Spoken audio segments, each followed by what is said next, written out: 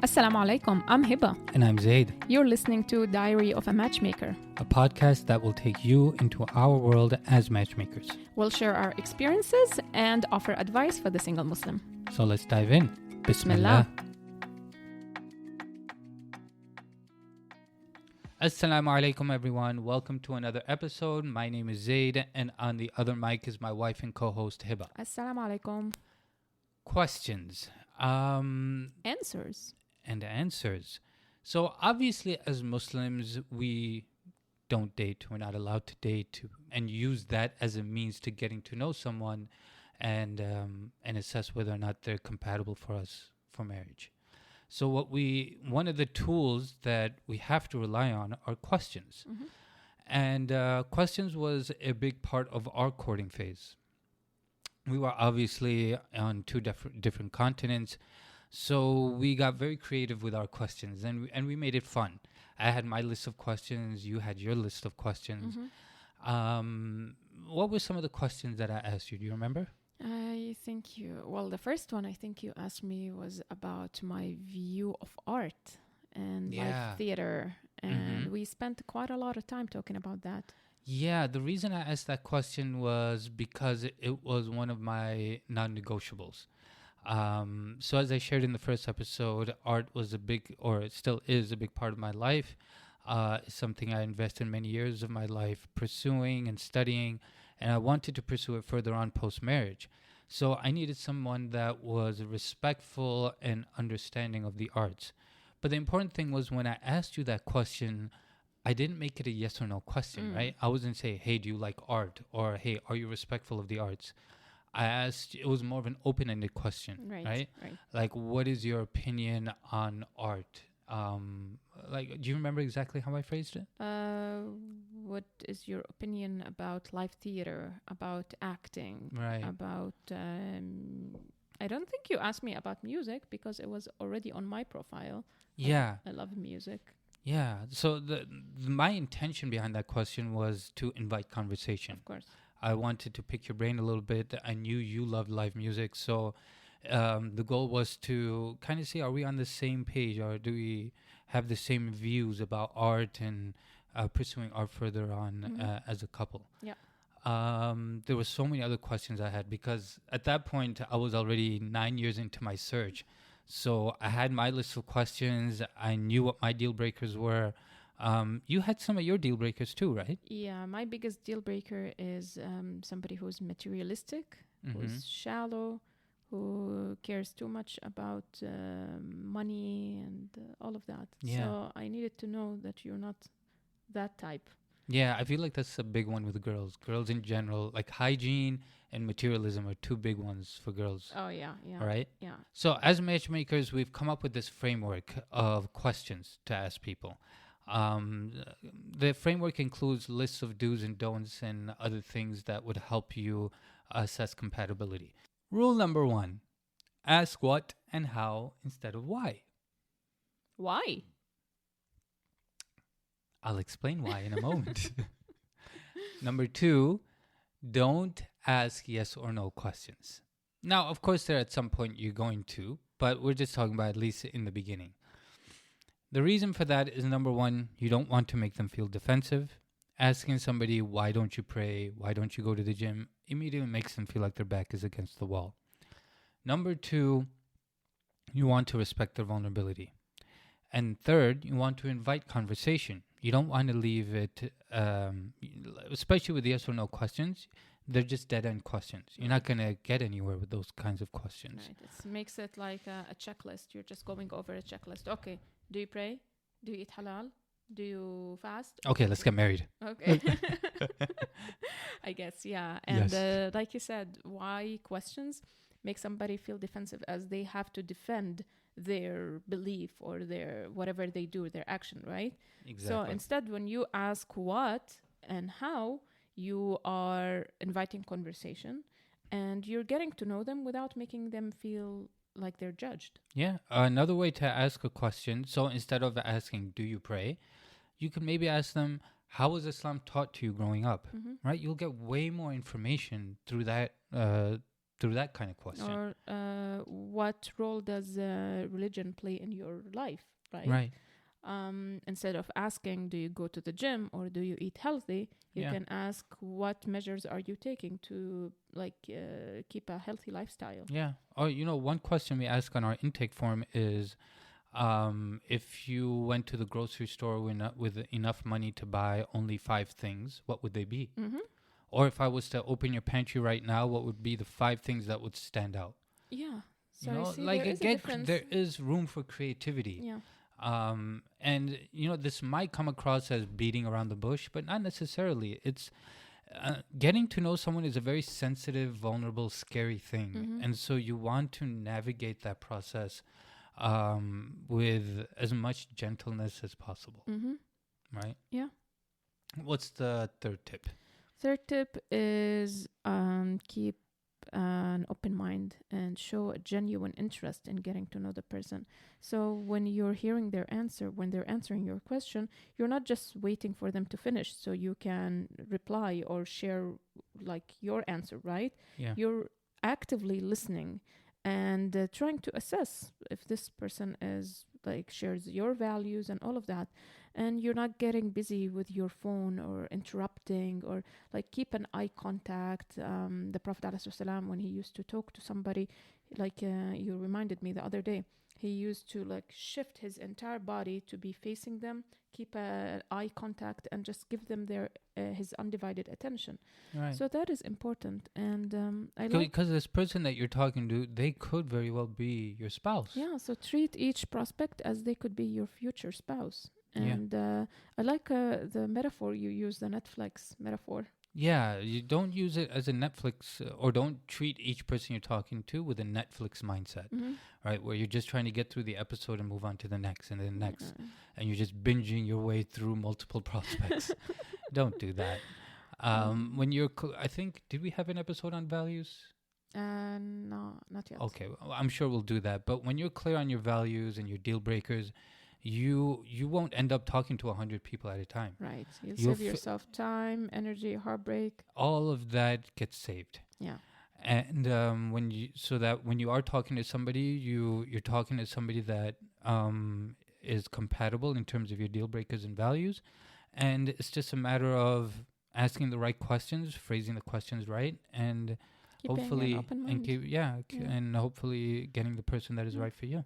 So there is a fun way of asking questions. Yeah.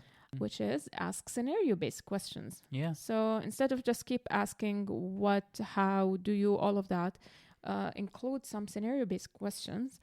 And this turns the getting to know each other phase into fun, different. And there's always something new to talk about. For example, for example, a question we have on our intake form for the girls: my husband comes home from work one day and says, I'm sick of my job, I want to quit and start my own business. What would I say?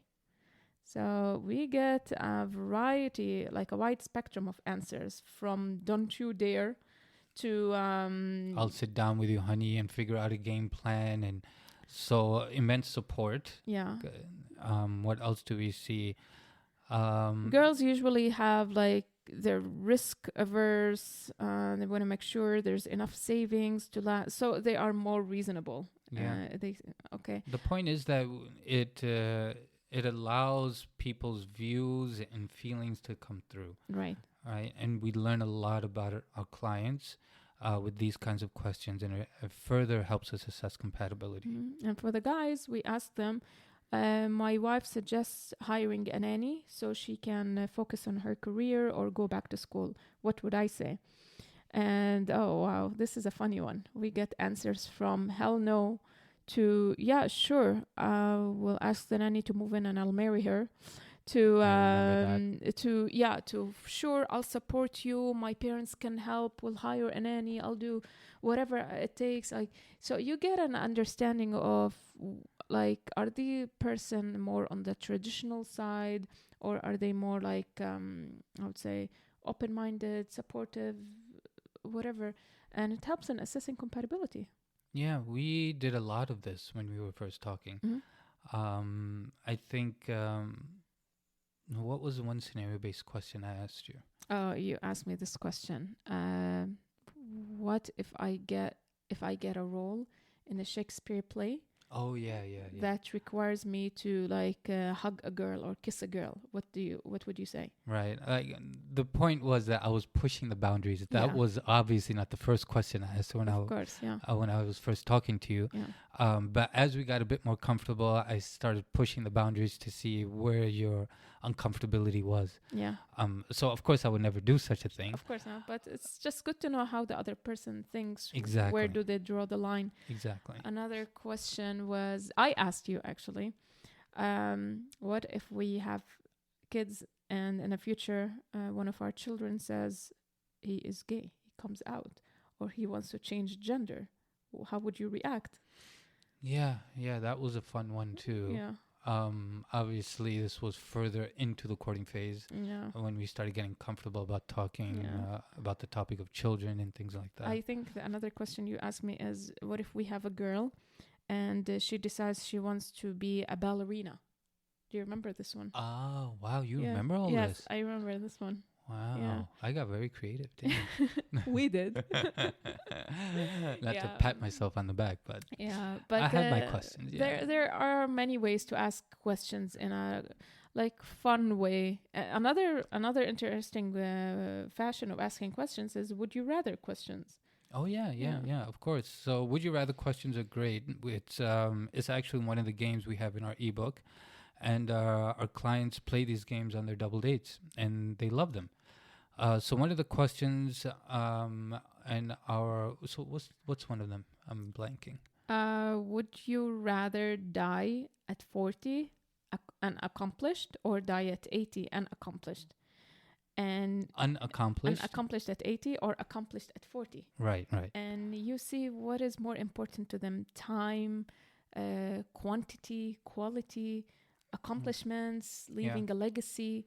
And it just gives you a more insight on the person. Yeah, one that we ask in our workshop is if you have a fitness, so you're training for a marathon and you have the option of choosing one of two fitness trainers. You can choose Abdul Jabbar, who's mean, harsh, but can guarantee you results and he'll make sure you're ready for the marathon. Or you can hire Kareem, who is sweet, gentle, supportive, but cannot guarantee you results. And it's interesting how people respond. Do people need that supportive, nurturing environment? I'm that kind of person. Oh. I can't do well if somebody is just breathing down my neck and bullying me into getting ready.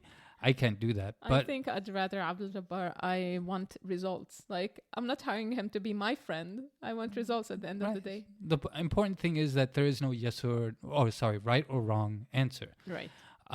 You have to assess what is important to you, what you need to make things work for you, and more importantly, in the context of marriage. Mm-hmm. Are you more results-oriented? Are you someone that needs support more than results? So it invites conversation.